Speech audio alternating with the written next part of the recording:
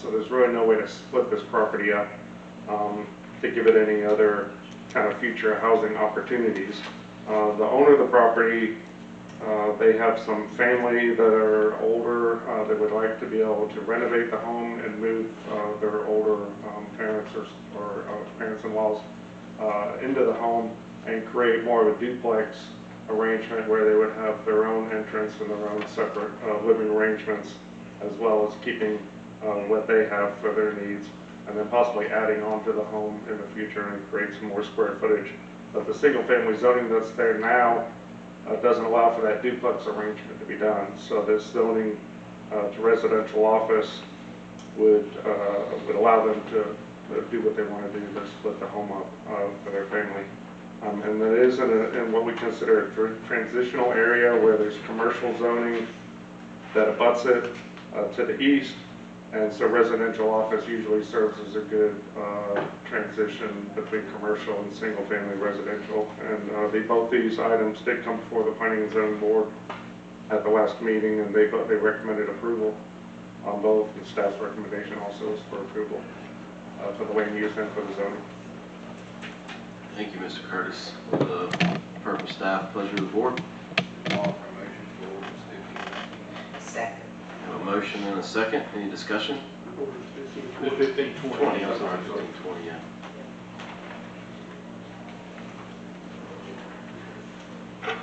No discussion? All in favor? Aye. Opposed, like sign. All right, first reading, ordinance 1520 is approved. Moving on to item F.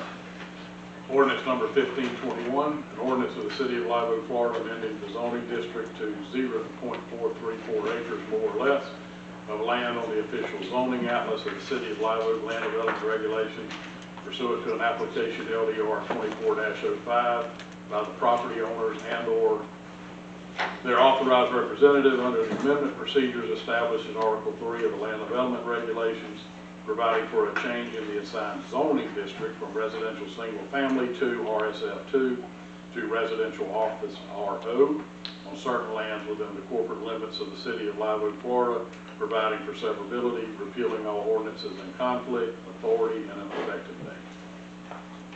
Mr. Curtis, you already basically described this and discussed this, but this is part 2 of the previous ordinance. So you've heard staff's recommendation. What would be the pleasure of council?